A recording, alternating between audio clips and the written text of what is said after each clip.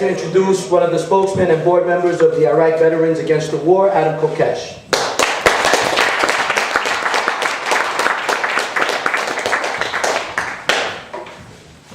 Well, thank you, Isaiah, and congratulations. And let me just thank everybody for being here, for taking a stand, for standing with the Libertarian Party in the belly of the statist beast. To plant the flag here really has some special meaning, and the people that I know as libertarian activists in this city have a special place in my heart because of what you are up against. It's so monumental and it's so important. But in a way, I see that the national dynamic that, you know, people who live in dense areas or cities are more inclined to turn to the government for solutions. And I'm actually in some ways surprised that in this place where even your Republicans look, dress, and sound like Giuliani, you don't have more at a gathering like this. But the fact that you are the first who are coming out and planting that flag, or among a relatively small group in this sea of statism, I think deserves a special recognition. And for one, I'm proud to say that I really, really appreciate that every time I come to New York, and I'm not hanging out with the typical people that I hang out with in the anti-war movement, but real libertarian activists. It really means something. I want to start with a little bit of my narrative. I joined the Marine Corps in 1999 at the age of 17 out of Santa Fe, New Mexico, a little strip mall. And rather than try to remember exactly why I joined, I'm going to read to you from a form that I filled out at the MEPS, the Military Entrance Processing Station, called Why I Joined the Marine Corps. And you get to read all these different things that you can check off. What I hope to gain by being a Marine, check as many as apply. And I'm not going to read you the whole list because I checked almost every single one of them. But then you have to describe in your own words why I joined the Marine Corps. Most applicants fail this test, but they let them in anyways. My answer was, I feel a responsibility to take part in the national defense in some way. For whatever short amount of time and whatever minuscule part of it that I am, I would like to do my part, and I feel the Marine Corps is the best way for me to do this. Now, I've since learned the hard way that the greatest enemies of the Constitution of the United States of America that I've sworn oath to support and defend are not to be found in the sands of Iraq or Afghanistan, but rather right here at home. And I feel that what I'm doing now as an activist, as a member of Iraq Veterans Against the War, as a member of the Libertarian Party, as part of the Campaign for Liberty, is a far more meaningful way to serve my country and to participate in the national defense. And I bring the same commitment and am willing to make the same sacrifice in this service as I was for the Marine Corps. And I hope that all of you can find some of that in yourselves, and those of you who have served, those of you that haven't in the military, because what you are doing here, what you're doing participating in just the Manhattan Libertarians even, is on that same scale. And now the people have died for saying less dangerous things than what we are saying in terms of dangerous to the establishment right here in this room. And I think that also deserves recognition. That it's not just a sacrifice, but that there is a certain courage in being here and a courage of your convictions. And I'm going to get a little bit more to that. But first I should explain how I got to Iraq. Because I've always been a libertarian. Since I knew what the word meant, I was actually a member of the party for a long time before I got back from Iraq and was finally able to afford a lifetime membership. And I got this card. I don't know, how many of you recognize this one? Anybody? All right. But the reason I still have this, because I got the new one when they came out with the new format. Everybody's seen this, right? There's a bigger push for this. You know, and it has membership data, ID, expiration, all that stuff, even the party address. But, you know, why would I carry the old one? Does anybody know? What is it that makes this one special? That one has the principle, statement of principle on it. Bingo. Statement of principles. We hold that all individuals have the right to exercise sole dominion over their own lives and have the right to live in whatever manner they choose, so long as they do not forcibly interfere with the equal rights of others to live in whatever manner they choose. And that has always really spoken to me, and I'm baffled why they took that off the new card. I know why. Well, we'll leave that for another discussion then. But I think it's just important that we hold on to that. So I joined the Marines wanting to participate in the national defense and really believing in a form of American exceptionalism, believing in the ideals of libertarianism, believing that even the Marine Corps had a net effect of peace on the world. And I said, well, maybe if more by its presence than by its actions. But I really believe that, and I still believe that it can be a force for good, at least in today's world. But in the lead up, see, well, I was a reservist. I was in the artillery in Southern California, and my unit was Pico Rivera. And 9/11 happened while I was in college.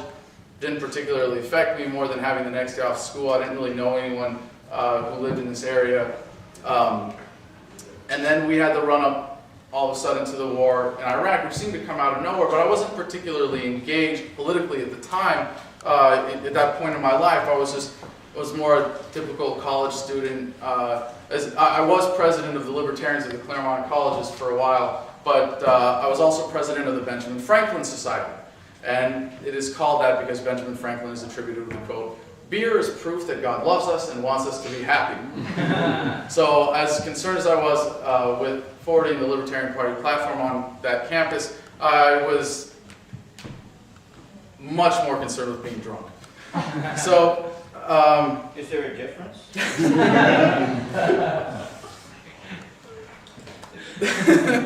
all right.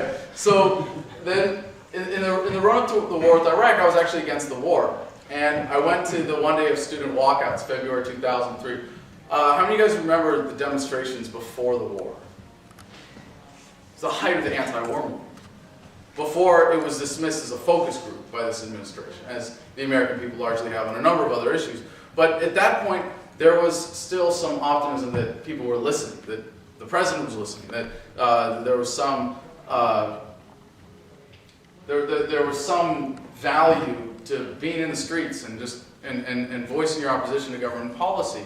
That, you know, at the highest levels of power, people really cared. And I think the decline of the anti-war movement since then, not just in this age of Obama, to give it an over-glorified term, but has really shown the sort of disenfranchisement of the individual in the United States. So I opposed the war before the war, but not as a veteran or as a member of the military, just as another college student. And after the war was over, the invasion rather, because I really do look at it as two distinct phases. There was the war, and there was the occupation. It's a very, very important distinction to be made. But although I was against the war, you could say for a while I was pro-occupation, because I really believed that there was some legitimacy to the rebuilding. And I should say, about being against the war, I believed in the narrative. I didn't have the great appreciation that I'm sure most people in this room do of the great tradition we have in this country of being lied to by our government. But I saw Colin Powell up at the UN with his little bottle of nutmeg or whatever the heck that was, and I believed the narrative. You know, I just, as someone who just come out of boot camp, like I believed the narrative of what was going on, but I was against what we were doing. Well, I believed the narrative again. I fell for it after the war and the occupation, that it was the right thing to do, that it was rebuilding, that it was cleaning up our mess and trying to do the right thing by the Iraqi people, and that was something that I wanted to do. But to be honest, I was a Marine, trained killer, and there were other people going off to fight, and I didn't want to miss the party. That was a big part of it for me. And so I volunteered to go to Iraq. And I was given the opportunity to apply to go with the civil affairs, and I was really excited about that, because in civil affairs, like what they told us we were going to be doing was rebuilding and, you know, working on mosques and schools and clinics and water projects and all the stuff that, you know, Bush was saying on TV that we were going to be doing that I thought was so great and noble. And I had to go to Iraq for myself to find out that really that was not the case. That the intent of the occupation, and many people saw this without having to go to Iraq, and for those of you who have spoken out against it without having to go and find out the hard way, I have a lot of respect for that. But I found out the hard way, because while I thought that what we were going to be doing was the tip of the spear, really leading the charge to rebuild,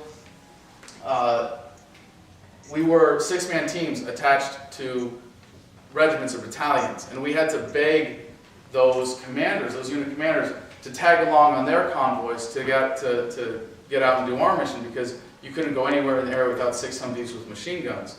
And we were just 6 Marines. We had 1 or 2 vehicles, depending on the team.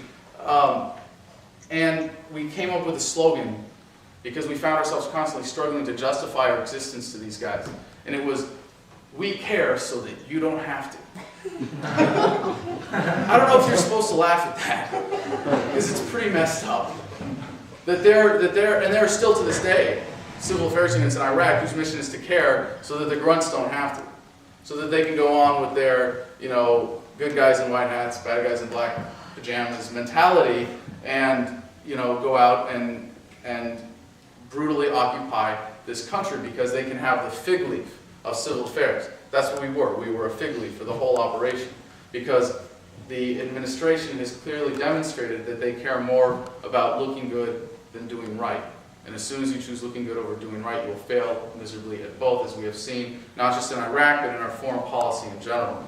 So I was in the Fallujah area in 2004. I was attached to a golf company, 2nd Battalion, 1st Marines during the invasion, or during the first battle of Fallujah, which was April 2004, precipitated by the killing of 4 Blackwater security agents as they came across the southern bridge over the Euphrates into the city. They were immediately ambushed, killed, had their bodies burned and strung up on the northern bridge of Fallujah.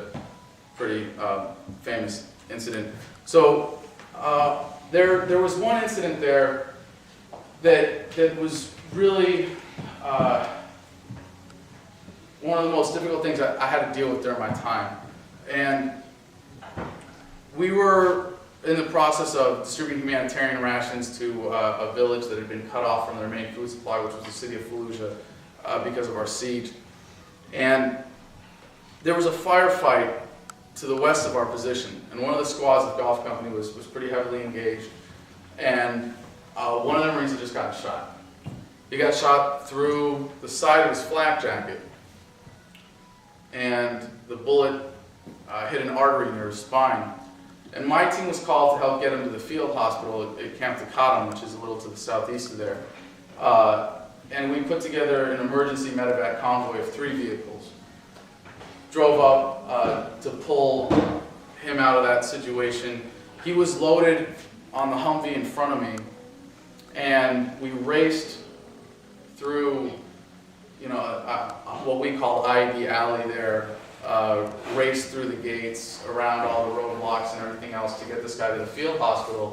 And while we were driving, I was driving the second vehicle, he was in the first vehicle, and I was watching the foreman scrambling to treat this Marine, while we're driving through, and there's dust all over the place, and it's just this unbelievable sense of panic where you're so, the urgency is so overwhelming. It's kind of indescribable.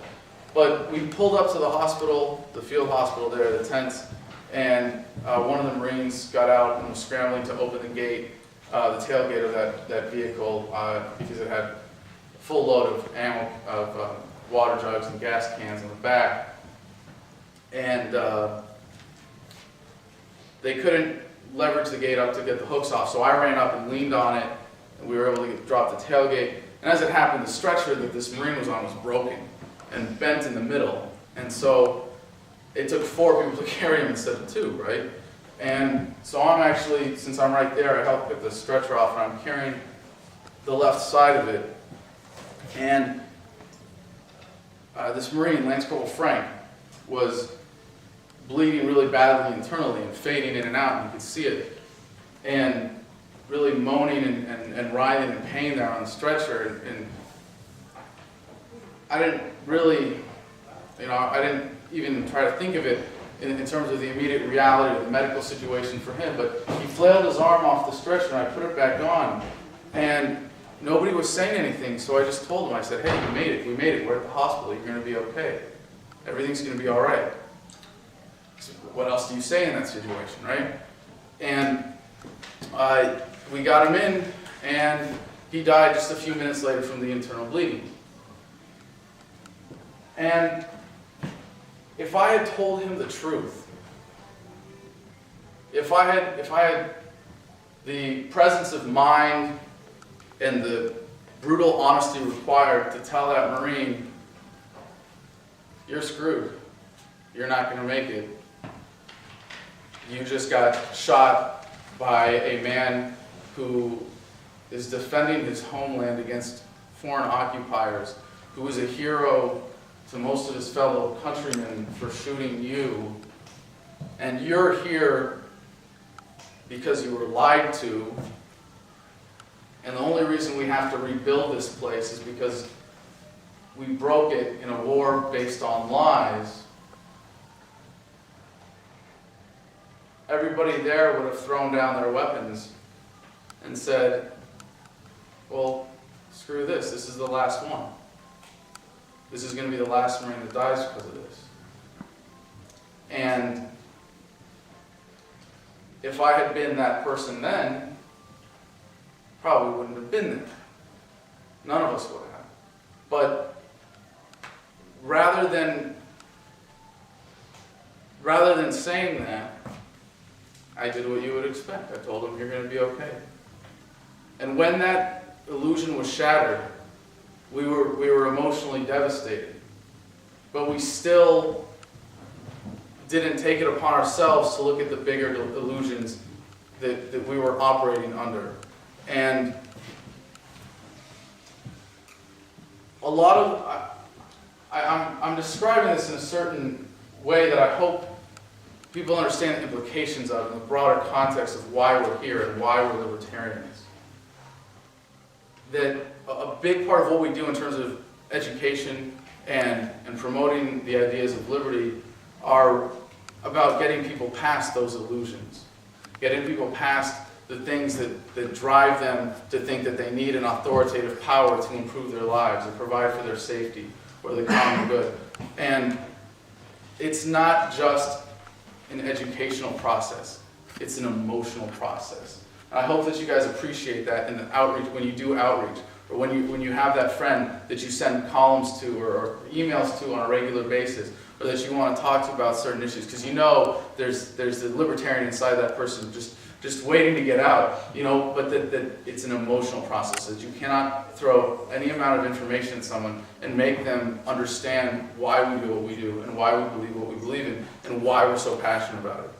And while I was intellectually a libertarian before that, it was the process of going through that and coming home and seeing Marines die on the battlefield that made me realize that the things that we talk about, that life, liberty, pursuit of happiness, whatever terms we want to put on it, all of the issues that we're dealing with, when they come down to a matter of right and wrong, it's really not an academic matter. It's not, you know, I mean, and so often in monetary policy we get caught in the weeds of all these things like you know, whether or not Keynesian economics works, whether or not priming the pump works, it doesn't matter. It's immoral. You are enriching a few at the cost of the many. It doesn't matter if it works or doesn't in the long term or the short term. It is fundamentally immoral. And when you deprive people of that of property, you're depriving them of life, one way or another. And that all of the issues before us today can be seen this way. All of the issues before us today really are a matter of life and death. What we're dealing with in politics has become such a malign word, but politics, government, is how we determine the use of force in society. And how can we do so in a more moral way? And how can we do so in a way that respects the rights of other people? It really is a matter of life and death. And that was the transformation for me. Not just that one incident, but going to Iraq and realizing that bad policy is not an academic matter. It's not a matter of law or numbers or anything like that. It really is a matter of life and death. And that is why when I came home and got the presence of mind to take a step back from my illusions about the war in Iraq, and I really expected that after I left September 2004 that there'd be much more of a drawdown, and to look around and be like, well, we've had a surge since then. We've had multiple surges. That was what led me to join Iraq Veterans Against the War.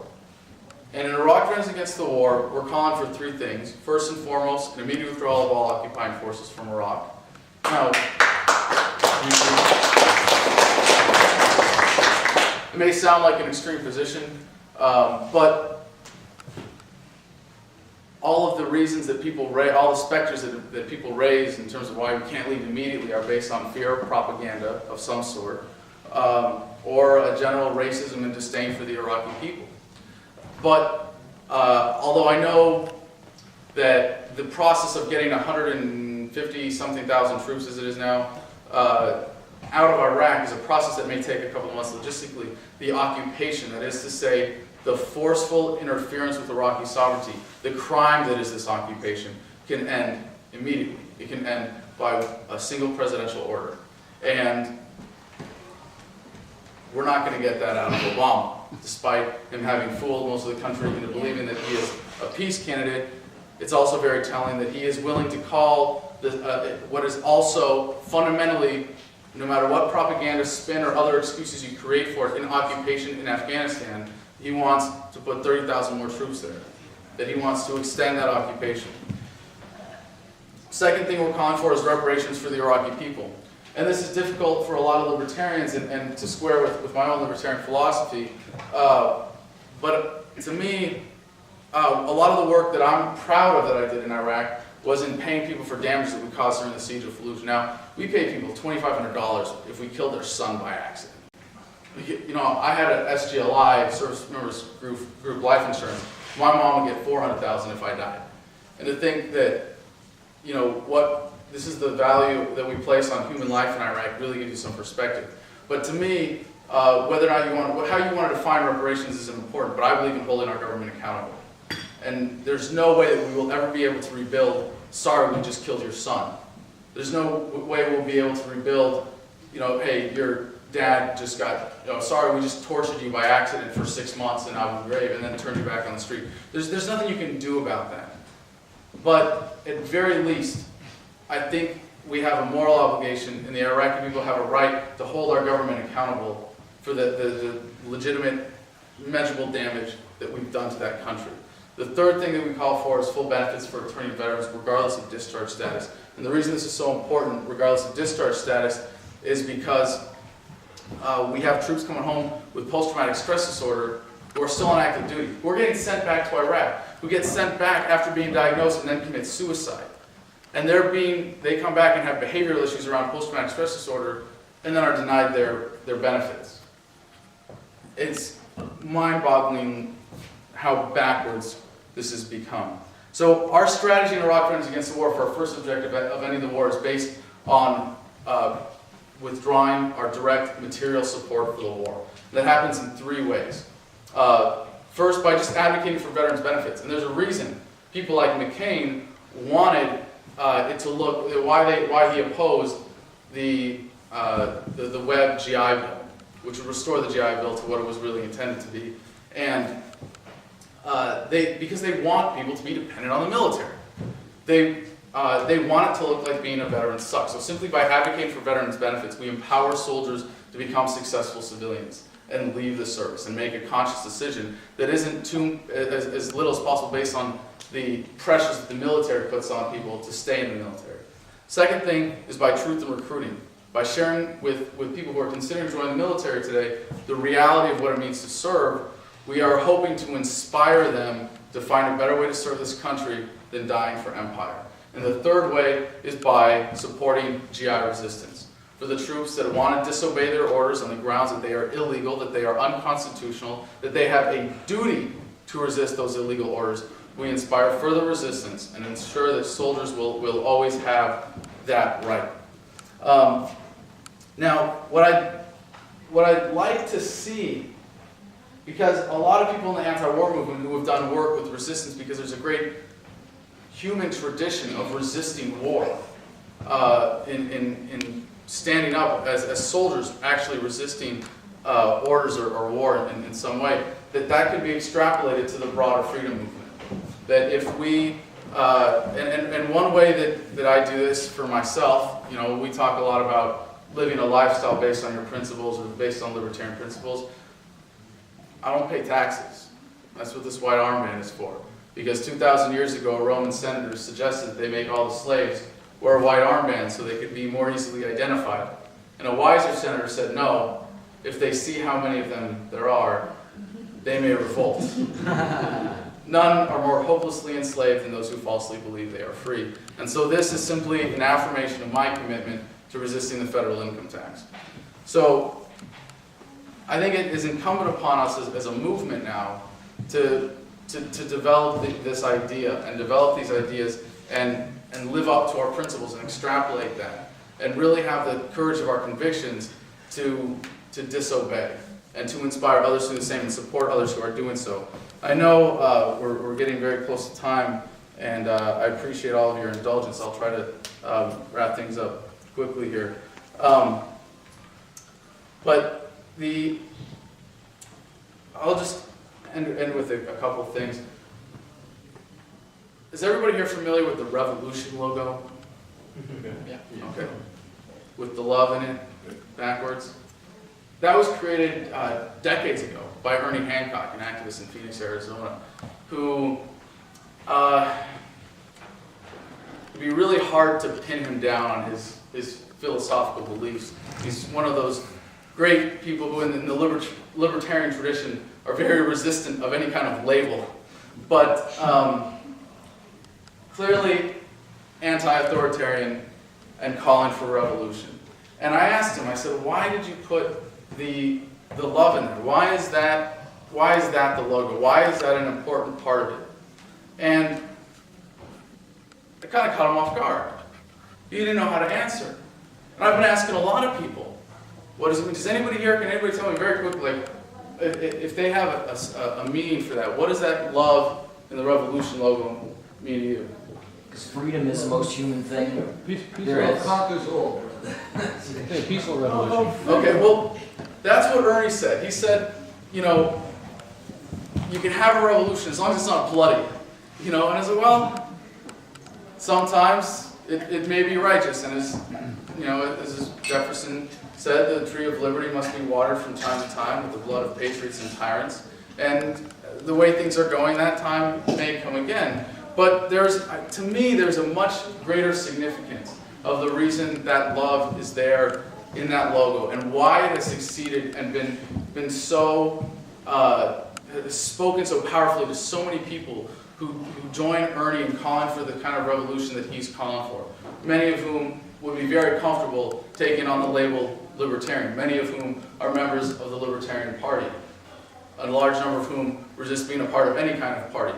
But to me, that love really has to be the foundation of everything we do. For me, it is the foundation of my very political philosophy. It is a complete, courageous, fierce love for humanity. An inherent belief that humankind is good, that human beings are good, that while we are not perfect, human nature is by no means perfect. We have to assume that the good will always triumph over the evil within ourselves and within society. And with that love, innately is a faith in humanity, and a belief. And I look at human history in the broader sense, and I see that we've made incredible progress based on our values.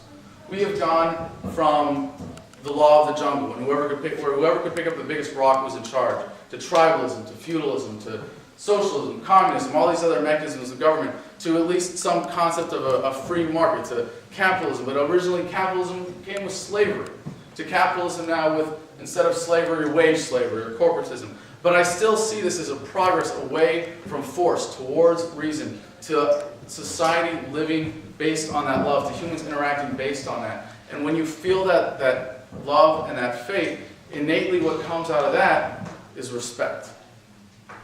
And then you have a society in which individuals respect each other. And we call that freedom, or liberty. And you can imagine that in a perfectly free society, every human being would have a perfect amount of respect for their fellow human beings. But I really think that that liberty, as we describe it, when we think of it and we use as a way to extrapolate positions on specific issues, really goes back to faith and love and an innate love for humanity and fellow human beings. Now, just finally, to put that in perspective for what we're doing and who we are and where we are and what it means to be an American today and to fight in the American political system. Because inherent with those principles for me is that in living up to my principles, I know that what I want to do with my life is take on the greatest injustice that I am capable of. And I see that the greatest injustices in the world being committed today are caused by the United States government. And I'm in a position to do something about it. And I don't think I could live with myself if I wasn't doing everything I could to do something about it. But this goes back to why the United States at all. I know we have a lot of anarchists in our movement who would like to see a world immediately with no borders and somehow jump to that. I don't think that's possible. But what is possible is to end some of these injustices. And I truly believe in a kind of American exceptionalism.